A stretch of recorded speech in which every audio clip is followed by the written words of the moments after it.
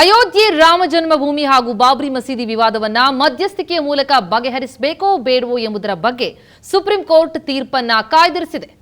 ಈ ಬಗ್ಗೆ ವಿಚಾರಣೆ ನಡೆಸಿದ ಸುಪ್ರೀಂ ಕೋರ್ಟ್ ನ್ಯಾಯಮೂರ್ತಿ ರಂಜನ್ ಗೊಗೊಯ್ ನೇತೃತ್ವದ 5 ನ್ಯಾಯಮೂರ್ತಿಗಳ ಪಂಚಪೀಠ ಕೂಡಲೇ ಸಂಧಾನಕಾರರ ಹೆಸರು ಸೂಚಿಸುವಂತೆ ತಿಳಿಸಿತ್ತು. ವಿವಾದವನ್ನ ಸಂಧಾನದ ಮೂಲಕ ಬಗೆಹರಿಸಿಕೊಳ್ಳುವ ಸಲಹೆಯನ್ನ ನಿರ್ಮೋಹಿ ಅಖಾಡ ಹೊರತುಪಡಿಸಿ ಹಿಂದೂ ಕಕ್ಷಿದಾರರು ವಿರೋಧಿಸಿದ್ರು. ಮುಸ್ಲಿಂ ಕಕ್ಷಿದಾರರು ಈ ಸಲಹೆಯನ್ನ ಸ್ವಾಗತಿಸಿದ್ರು. ಸುಪ್ರೀಂ ಕೋರ್ಟ್ ಇಂದು ಈ ಬಗ್ಗೆ ಮಹತ್ವದ ತೀರ್ಪು ನೀಡಲಿದೆ. ಈ ಬಗ್ಗೆ ಉತ್ತರ ಪ್ರದೇಶದ ಸರ್ಕಾರದ ಪರವಾಗಿ ವಾದ ಮಂಡಿಸಿರುವ ಸಾಲಿಸಿಟರ್ ಜನರಲ್ ತುಷಾರ್ ಮೆಹ್ತಾ ಇತ್ಯರ್ಥಗೊಳಿಸಲು ಸಾಧ್ಯತೆಗಳಿದ್ದರೆ ಮಾತ್ರ ಮಧ್ಯಸ್ಥಿಕೆ ಶಿಫಾರಸು ಮಾಡಬಹುದು ಅಂತ ಸುಪ್ರೀಂ ಕೋರ್ಟ್ಗೆ ತಿಳಿಸಿದ್ದಾರೆ. ಇನ್ನಷ್ಟು ಡೀಟೇಲ್ಸ್ ಕೊಡ್ತಾರೆ ನಮ್ಮ ಪ್ರತಿನಿಧಿ ಪ್ರಶಾಂತ್ ನಾತು ದೂರವಾಣಿ ಸಂಪರ್ಕದಲ್ಲಿದ್ದಾರೆ. ಪ್ರಶಾಂತ್, ಕೆಲವೇ ಕ್ಷಣಗಳಲ್ಲಿ ಸುಪ್ರೀಂ ಕೋರ್ಟ್ನಿಂದ ಮಹತ್ವದ ಆದೇಶ ಹೊರಬೀಳುವಂಥದ್ದು. ಈ ಆದೇಶ ಮುಂದಿನ ದಿನಗಳಲ್ಲಿ ಯಾವ ರೀತಿಯ ದಿಕ್ಸೂಚಿಯಾಗುತ್ತೆ?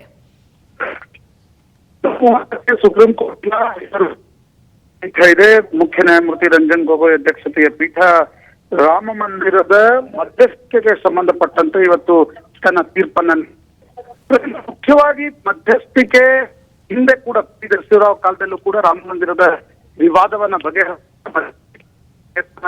ಕಲ್ಸಿ ಕಾಮಕೋಟಿ ಶಂಕರಾಚಾರ್ಯರಿಂದ ಆಗಿತ್ತು. ತದನಂತರದ ದಿನಗಳಲ್ಲಿ ಸುಪ್ರೀಂ ಕೋರ್ಟ್ ಎಲ್ಲಾ ಸಿವಿಲ್ ರಾಜ್ಯಗಳಲ್ಲಿ ಪರಿಹರಿಸುವಂತೆ ಇಲ್ಲೂ ಕೂಡ ಮೀಡಿಯೇಷನ್ ಸಾಧ್ಯತೆಯ ಬಗ್ಗೆ ಒಂದು ಪ್ರಶ್ನೆಯನ್ನ ಎತ್ತಿತ್ತು. ಆ ಬಗ್ಗೆ ಇವತ್ತು ತನ್ನ ತೀರ್ಪನ್ನ ನೀಡಲಿದೆ.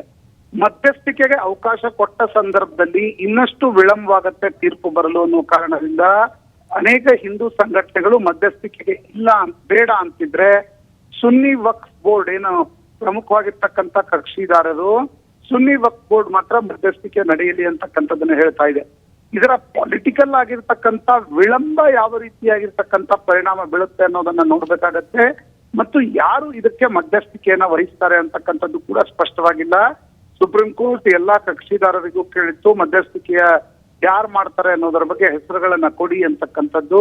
ಇವತ್ತು ತನ್ನ ತೀರ್ಪಿನಲ್ಲಿ ಯಾರು ಮಧ್ಯಸ್ಥಿಕೆ ವಹಿಸ್ತಾರೆ ಅವರಿಗೆ ಕೊಡ್ತಕ್ಕಂಥ ಸಮಯಾವಕಾಶ ಏನು ಅಂತಕ್ಕಂಥದ್ರ ಬಗ್ಗೆ ಸುಪ್ರೀಂ ಕೋರ್ಟ್ ತನ್ನ ತೀರ್ಪಿನಲ್ಲಿ ಸ್ಪಷ್ಟಪಡಿಸ್ತಿದೆ.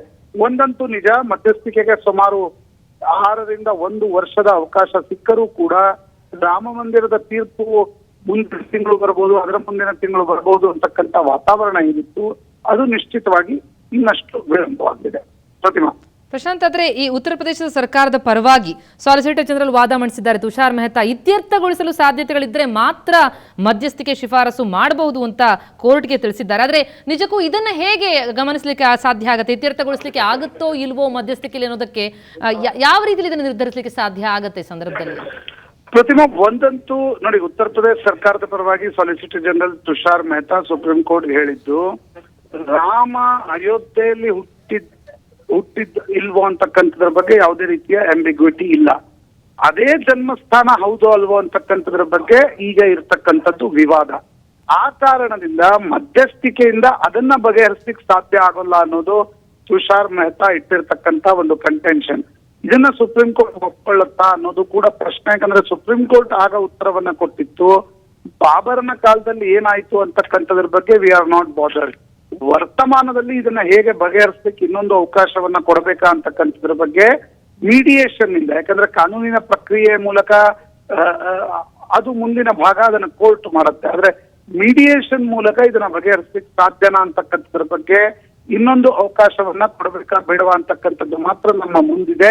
ಹಳೆಯ ಕಂಟೆನ್ಷನ್ಸ್ಗೆ ನಾವು ಹೋಗಲ್ಲ ಅಂತಕ್ಕಂಥದ್ದನ್ನ ಸುಪ್ರೀಂ ಕೋರ್ಟ್ ಸ್ಪಷ್ಟಪಡಿಸಿತ್ತು. ಅಲಹಾಬಾದ್ ಹೈಕೋರ್ಟ್ ನ ತೀರ್ಪೇನಿತ್ತು 2010ರಲ್ಲಿ ಬಂದಿದ್ದು, ಅದು ಕೂಡ ನಿರ್ಮೋಹಿ ಅಖಾಡ, ಸುನ್ನಿ ವಕ್ಫ್ ಬೋರ್ಡ್ ಮತ್ತು ರಾಮ್ಲಲ್ಲಾ ಈ ರೀತಿ 1/3 ಡಿವೈಡ್ ಮಾಡಿಯೇ ಇಡೀ ಒಂದು 2.77 ಎಕರೆ ಜಾಗದ ಬಗ್ಗೆ ಅಲಹಾಬಾದ್ ಹೈಕೋರ್ಟ್ ತೀರ್ಪು ನೀಡಿತ್ತು.